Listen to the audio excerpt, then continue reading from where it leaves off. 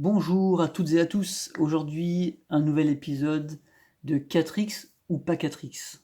Et aujourd'hui, on va parler de Olympos. Jeu de civilisation très simple, avec des mécaniques très simples, mais relativement intéressant quand même. Donc 4X ou pas 4X Olympos. Alors, comme d'habitude, hein, on va redéfinir un tout petit peu ce qu'est un 4X. C'est ces quatre composantes dans un jeu qu'on peut trouver, c'est l'exploration, l'expansion du territoire, l'exploitation des terrains et des ressources, et puis l'extermination des autres joueurs. Donc est-ce que Olympos répond à ces quatre critères? euh, On avait déjà vu auparavant, dans des vidéos précédentes, que souvent il y avait on va dire, différentes branches dans les jeux de civilisation. Il y avait les jeux qui avaient un plateau de jeu, des jeux qui proposaient plutôt des tuiles qu'on retournait pour l'exploration, etc. Donc là, Olympos, on va pas garder le suspense très longtemps. Olympos, il se joue avec un plateau de jeu. Donc qui dit plateau de jeu dit territoire déjà découvert. Donc on peut se dire qu'au niveau de l'exploration, ça va être compliqué. Il n'y a pas d'exploration dans Olympos. Donc déjà, il y a un premier X qui saute. Il n'y a pas d'exploration puisque le terrain, on le connaît à l'avance. Et c'est pas parce qu'on va déplacer nos colons sur le terrain qu'on va explorer. Non, on connaît exactement le terrain, on connaît les ressources. Par exemple, là, dès le début de partie, je sais que ici, alors qu'on commence tout là-haut au nord, ici, on va pouvoir récolter de la pierre, ici de la nourriture, etc. Donc là, il n'y a pas de découverte, il n'y a pas d'exploration dans Olympos. Voilà. Qu'on se le dise, Olympos n'est pas un 4X. Il n'y a pas d'exploration. Mais qu'en est-il des trois autres X? L'expansion, par exemple. Bon, l'expansion, oui, on peut considérer qu'il y a de l'expansion dans Olympos, puisque on va aller au fur et à mesure de la partie. Vous voyez, là, c'est, on va dire, un début de partie à 4 joueurs. On voit que Vert, il contrôle 2 territoires. Et donc, effectivement, petit à petit, on va former des nouveaux colons pour aller parcourir les terres et s'installer dans différents territoires pour prendre le contrôle de ces territoires. Donc il y a une notion d'expansion dans ce jeu, même si après on pourra quitter ces territoires, soit se les faire prendre, soit les quitter volontairement. Mais voilà, on va quand même chercher à aller contrôler, conquérir des territoires dans ce jeu. Donc il y a bien le X de l'expansion dans Olympos.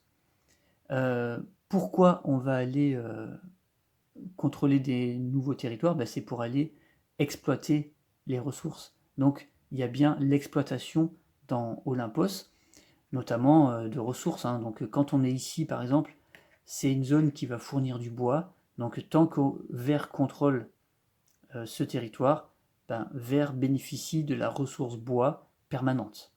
Voilà. Donc effectivement, on va aller exploiter différents territoires pour avoir ces ressources qu'on va finalement utiliser. Alors j'enlève la boîte. Voilà. Les ressources qu'on va utiliser pour progresser, faire progresser notre civilisation en acquérant ces différentes tuiles. Donc des tuiles qui vont être plus orientées religion, avec ce petit icône de Zeus, ou plutôt orientées militaire, avec ce symbole d'épée. Avec ça, c'est la tuile qui correspond à la métallurgie. Il n'y a aucun texte dans ce jeu, c'est que des icônes et des images. Donc là, par exemple, il me semble que c'est le culte, tout simplement.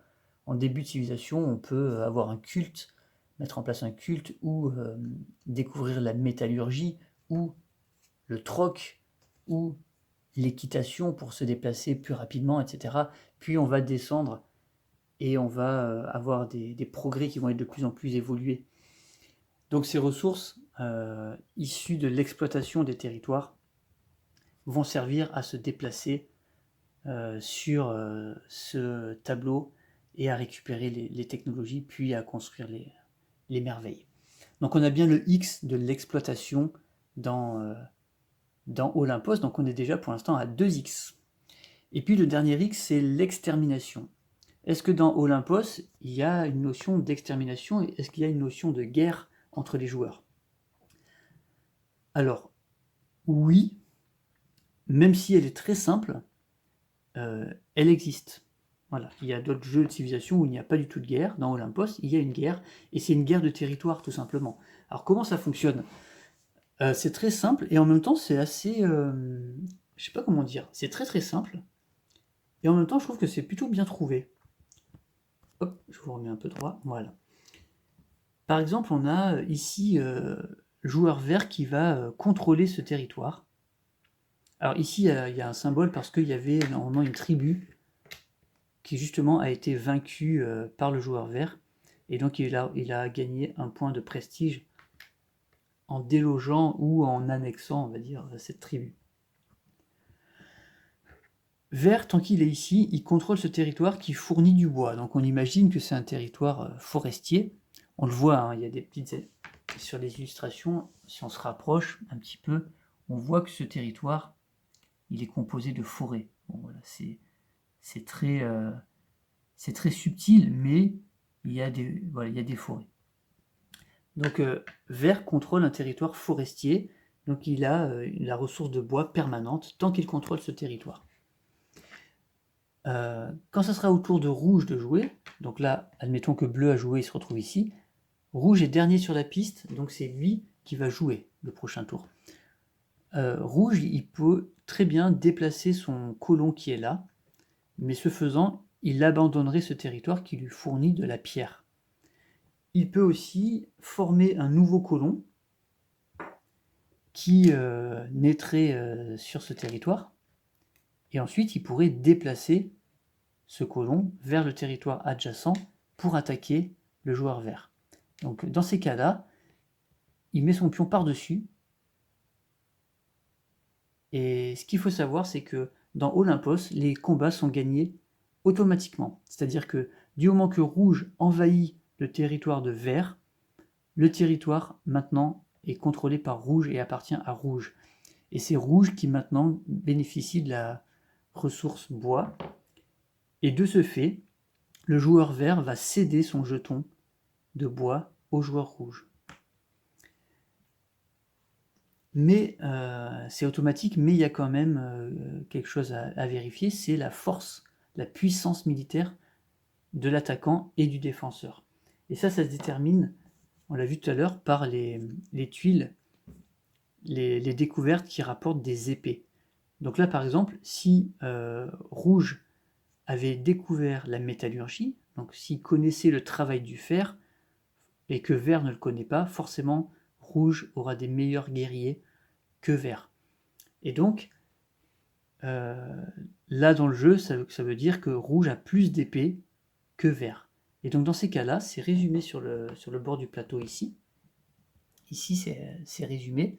Ça veut dire que si l'attaquant a plus d'épées que le défenseur, bon, il va gagner, ça on le savait, puisqu'il gagne automatiquement, mais pour battre Vert, ça lui prendra beaucoup moins de temps que s'il était de force égale ou s'il était de force inférieure. Et dans Olympos, il y a cette, on l'a vu hein, dans la vidéo de la mécanique sympa de Olympos, il y a cette temporalité qui est super intéressante, c'est-à-dire que là, à ce moment-là de la partie, Rouge a formé un colon, ça prend 2 unités de temps. Le colon s'est déplacé d'une région adjacente, ça a utilisé 1 unité de temps, et puis un combat s'est engagé. Comme Rouge a une force supérieure à Vert, il avait besoin de 1 unité de temps pour prendre le contrôle de ce territoire. Et Rouge se trouverait ici. Et on voit qu'au prochain tour, ça serait à Vert de jouer. Puisqu'il est dernier, il est sur le sommet de la dernière pile. Si jamais ils avaient été à égalité de force, c'est-à-dire que Rouge connaît la métallurgie, ok, très bien, mais que Vert connaît aussi la métallurgie, parce qu'il n'y a pas de raison.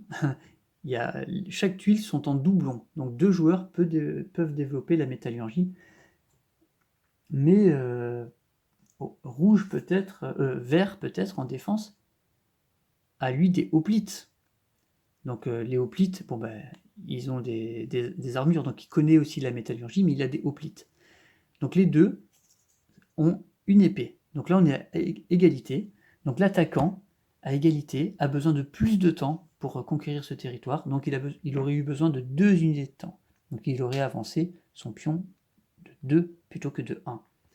Mais si l'attaquant est en infériorité au niveau de la puissance militaire, c'est-à-dire que si rouge arrive avec des fermiers et il attaque vert sur son territoire, mais que vert, lui, connaît la métallurgie, donc vert est plus fort militairement que rouge, ça n'aurait pas empêché rouge de prendre le contrôle du territoire.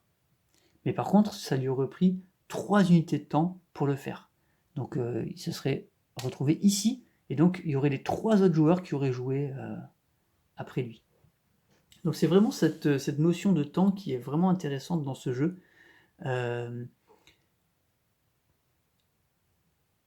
et, euh, et donc voilà, c'est vraiment sympa. Et donc voilà comment le X de l'extermination se joue.